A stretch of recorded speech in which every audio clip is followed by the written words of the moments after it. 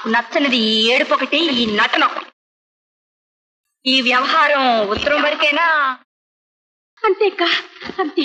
ఇంతటితో ఆగడానికి వీలేదు. ఇలారా.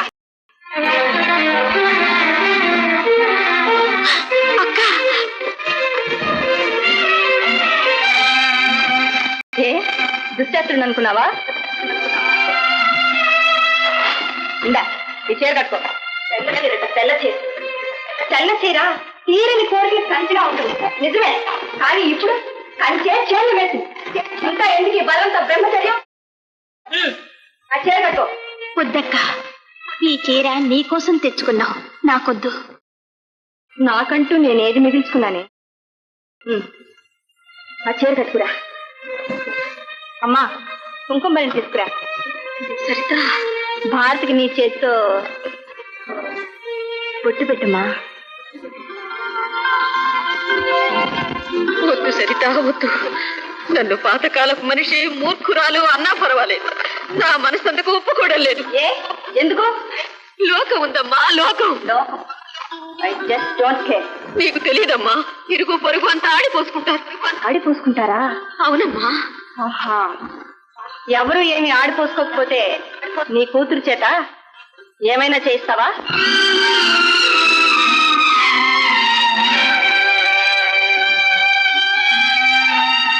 సరిత, నేను నీతో వాదించలేదమ్మా. కానీ పెళ్లి రోజున నా చేత్తో దానికి బొట్టు పెట్టాను. అది అచ్చి రాలేదు. నువ్వు దానికి కొత్త జీవితం ఇవ్వబోతున్నావు. ఆ కుంకుమ నువ్వే పెట్టమ్మా, తెస్తానుండు. భారతి, నీ మామగారు వచ్చారు.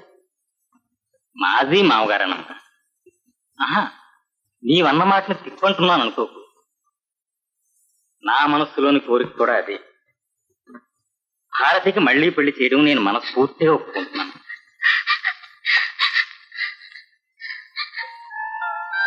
ఇదిగోనమ్మా మల్లెపూలు, ఇవి నా కూతురికి తీసుకెడుతున్నాను.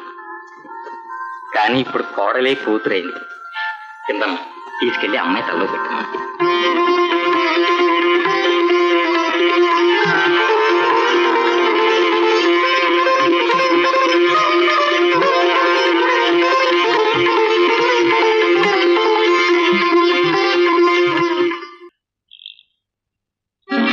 క్షమించండి, గోపాల్ గొంతు అయితే తలుపు తెరవరని సరితలా తిట్టాను, తట్టాను. కచేరీ ఛాన్స్ కోసం తిరిగి ఛాన్స్ దొరకలేదు సరిగదా. బస్సు మిస్ అయ్యి నటరాజ సర్వీస్ అంటే నడక మీద వచ్చాను. ఇంకెప్పుడు ఇలా వేళ కాని వేళొచ్చి తలుపు తట్టకండి. ఇది నా ఇల్లు, నా ఇష్టం. ఎప్పుడైనా వస్తాను, ఎప్పుడైనా పోతాను. కాదనే దమ్ములు ఎవరుకున్నాయి తెలుసా? సరిత, సరి.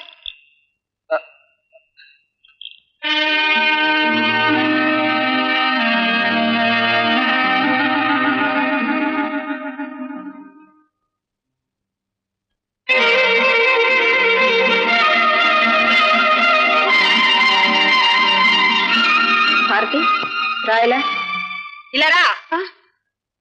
అతనితో నీకేమిటో మాటలు? మన్నించాలి, నన్ను మన్నించాలి, నా మాటలు చేతలు మన్నించాలి, మన్నించాలి, నన్ను మన్నించాలి, మన్నించాలి.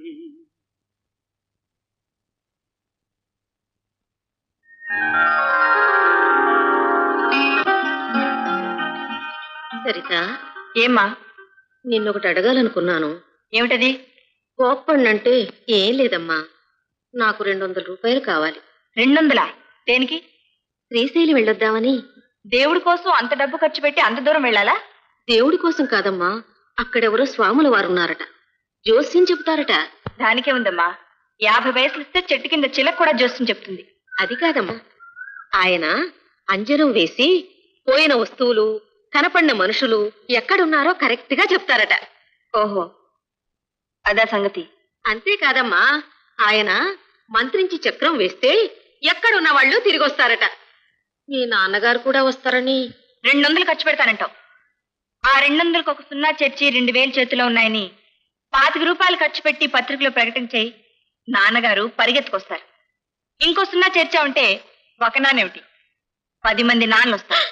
రామరామా, ఏమిటి ఆ మాటలు? ఎందుకే ఆయనంటే అలా మండిపడతావు? అమ్మా, నా వరకు మా నాన్న చచ్చిపోయి 8 ఏళ్ళైంది. పాపిష్టిదానా? కాకపోతే ఏమిటమ్మా, బాధ్యతలన్నీ దులుపుకుని పారిపోయిన మనిషిని అంతకన్నా ఏమనమంటావు? పోమ్మా పో. రే కుమార్, రాక్షసి అని ఎలా రాయాలరా? నేను రాసింది రైటేనా చూడు. సరిత ఒక రాక్షసి. రాక్షసి కాదు, రాక్షసి. రాక్షసి. సరిత ఒక రాక్షసి.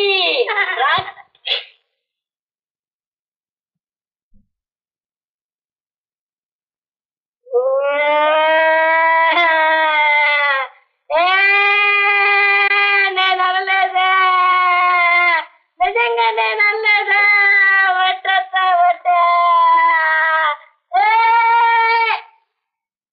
నాకు తెలుసురా, ఇంత పెద్ద మాటలు మీకెలా వస్తాయి? ఇక్కడ నన్ను గురించి ఎంత ఘాటు విమర్శలు జరిగాయో దీనివల్ల తెలుస్తోంది. పర్వాలేదు, నన్ను నేను సరిదిద్దుకోలేను. కనీసం అక్షరాలైనా దిద్దిస్తాను. పలకలేవు.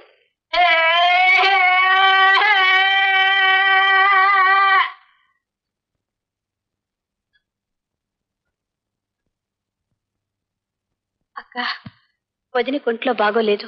ఆహా, మీ అన్నయ్యని వెళ్ళి ఒక సేరు బియ్యం సొంతంగా సంపాదించి తీసుకురమ్మను. మీ వదినకి ఎక్కడ లేని హుషారొచ్చి లేచి కూర్చుంటుంది. డాక్టర్ మందు రాసిచ్చారు. ఇది మందు కాదు, టానిక్. ఒరే కుమార్, మందో టానిక్ కొనివ్వాలగా. ఈ ఇంట్లో పూటకింత తిండి దొరకడమే టానిక్. అక్క, నా దగ్గర డబ్బు లేదు. ఏమిటత్తా? ఇదిగో, వెళ్ళి ఇలాంటి లిప్స్టిక్ కొట్టుకొని తీసుకురా. త్వరగా రావాలి, ఆఫీస్ టైం అయింది.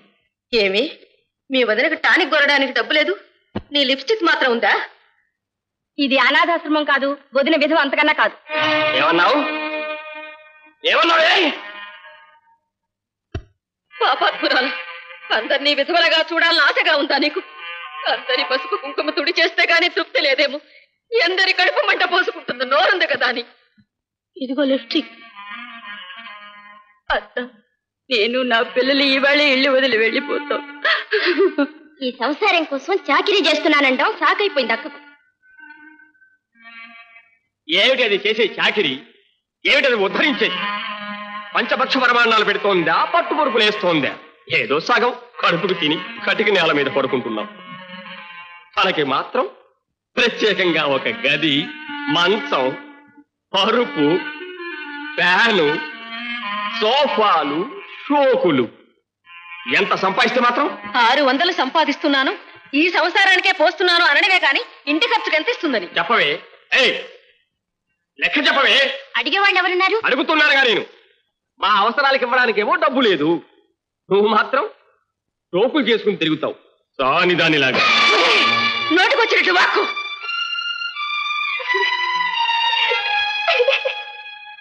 ప్రభాస్, ఈ మాత్రం పౌరుషం నీకెప్పుడు వస్తుందా? ఎప్పుడప్పుడు నువ్వు ఈ మాట అడుగుతావనేరా కాచుకునున్నది. నేను సంపాదించే డబ్బుకి లెక్క కావాలా? చూపిస్తారా? అలా బతితో లెక్క చూపిస్తా. ఒక్కొక్కటి చదువు. భారత్, నీ విధవ చెల్లెలు, అది ఆమె భవిష్యత్తు కోసం. తర్వాత రాజు, నీ గుడ్డి తమ్ముడు, అది వాడి కంటి ఆపరేషన్ కోసం. అది సుమతి, నీ చెల్లెలు, దాని పెళ్లి కోసం. కుమార్, సీత, నీ బిడ్డలు, వాళ్ళ కోసం కూడా కూడబెడుతున్నారా? నాకంటూ ఏదైనా ఉందా? చూడరా, చూడు. ఇప్పుడు చదా ఉందా మోపి? ఎవరి కోసం నా సంపాదన, ఎవరి కోసం నా చాకరీ? లక్షలు లక్షలుగా చేర్చి పెట్టకపోవచ్చు, కానీ 1 లక్షతో చేరుస్తున్నాను. పిల్లల కోసం పిచ్చుక గింజలు తెచ్చినట్టు ఒక్కొక్క రూపాయిగా కూడబెడుతున్నాను రా. నేను సాని వేషం వేయటం లేదురా, గాడిద చాకరీ చేస్తున్నా. అందుకే ఈ బూడిద పోస్తున్నా, ఈ బట్టలు మోస్తున్నా. ముట్టి, ఈ క్షణం ఈ ఇంటి బాధ్యత తీసుకో. నేను సంతోషంగా వెళ్ళిపోతాను. ఈ ఉద్యోగానికి ఒక నమస్కారం, కావాలంటే మీ అందరికీ ఒక నమస్కారం. అదంతా ఎందుకు, ఈరోజు ఒక నిర్ణయానికి వద్దాం. రాత్రి 8 గంటలకు తిరిగి వస్తాను. 2 గంటలు నేను వచ్చేటప్పటికి నువ్వు ఇంటి పెద్దగా కనపడు, తాగుడు మానేసి నిటారుగా నిలబడు. అప్పుడు ఈ ఇల్లు నాది, చీఫ్ అని కుక్కరు పెడతారు, నేను సంతోషంగా వెళ్ళిపోతాను. నేను మీ చేతుల్లో ఉన్నా.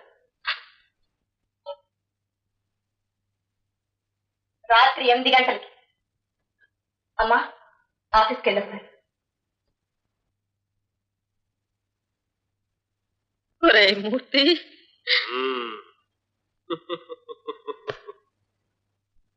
నువ్వేం భయపడకమ్మా, నాకు పౌరుషం ఉంది.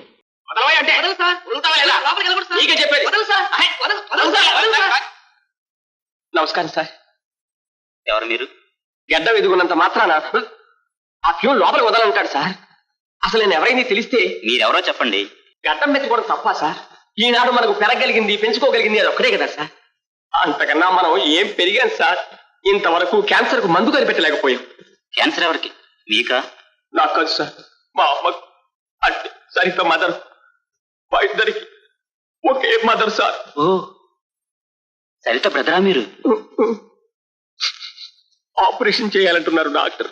అందుకనా సరిత ఈ రోజు ఆఫీస్కు రాలేదు? కత్తులు కట్టడంతో డాక్టర్లు ఏమో అక్కడ కాచు కూర్చున్నారు. ఆపరేషన్ వృధా ఖర్చు అంటుంది సరిత. నేనేమో చేసి తీరాలి అంటాను. క్యాన్సర్ కి మందు ఎక్కడిది సార్? ఖర్చు అని చెప్పి కన్న తల్లిని చంపుకుంటావా? ఏం దేశం, ఏం సైన్స్, ఏం బ్రతుకు, ఎంతెంత ధరలు. నేను అనుకుంటాను సార్, ఓ 300 ఇస్తాను అప్పుగానే సార్. ముందు మీరు కూర్చోండి ప్లీజ్. బెంగాలీస్ అంటే నాకు చాలా ఇష్టం సార్. అసలు బెంగాలీస్కు ఆంధ్రాస్కు పెద్ద తేడా ఏం లేదు సార్. సరిగ్గా చెప్పింది సార్. మా మేనేజింగ్ డైరెక్టర్ దగ్గరికి వెళ్ళు, వెంటనే డబ్బు ఇస్తారని నమ్మకంగా చెప్పింది సార్. క్యాషియర్ను ఇలా రమ్మను. ఏమిటమ్మా, ఏం జరిగింది? ఎందుకు ఇలా ఇల్లు వదిలి వెళ్ళిపోతానంటున్నావు? ఇంకా ఏం జరగాలి? ఎక్కడ నేను కాస్త గౌరవంగా ఉన్నానో అక్కడ కూడా వెళ్ళాడమ్మా నీ పుత్రరత్నం. ఆఫీసర్ తో అబద్ధం చెప్పి 300 తెచ్చుకున్నాడు. నీకు క్యాన్సర్ అట, నువ్వు చచ్చిపోతున్నావుట. నేను చావడానికి క్యాన్సరే కావాలా? వీడిని కన్నందుకే చావచ్చుదే. ఇంతంత మాటలంటున్నాడే, ఇంకా పోషు రాలేదా? ఎక్కడికన్నా వెళ్ళి ఏదైనా పని చూసుకోరాదు? పని ఎక్కడ దొరుకుతుంది? పని సిగ్గులేదు? పని దొరకకపోతే ఏదైనా వ్యాపారం చేసుకో. పెట్టుబడి ఎక్కడుంది? మా అబ్బాయి సంపాదించి పెట్టిపోలేదు. చనిపడేసిపోయాడుగా, అది చాలు. ఇదిగో పెట్టుబడి. అబద్ధం చెప్పి ఆఫీసర్ దగ్గర డబ్బు తెచ్చుకున్నాడే, అంతకన్నా నన్ను ఎవరికైనా సాక్షి తెచ్చుకోవచ్చుగా. అది చాలకపోతే ఇదిగో నీ ఇంకో చెల్లెలు. మేమంతా నీకు పెట్టుబడేరా. నీ తాగుడికి, తందనానికి మా మీద వ్యాపారం చేయరా. అందుకు మేము తయారుగా ఉన్నాం. కానీరా, కానీ అమ్మా, ఇక వీడి జన్మలో మారడు. నేను ఇంకొక క్షణం కూడా ఇంట్లో ఉండలేను. చాకిరీ చేసి చేసి అరిగిపోయాను, అలసిపోయాను. నాకు కాస్త నెమ్మది కావాలి. నాదంటూ ఒక ఇల్లు కావాలి, నాకంటూ ఒక జీవితం కావాలి. నన్ను కూర్చోపెట్టి ఇంత అన్నం పెట్టి ఆదరించే నాదుడు కావాలి.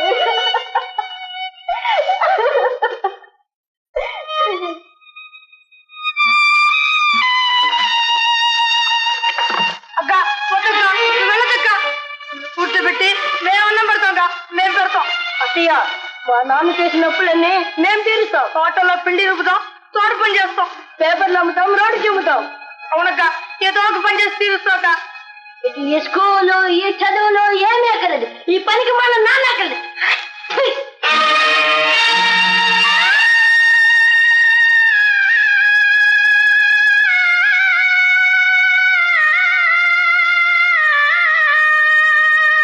వద్దక్క, వెళ్ళొద్దక్క.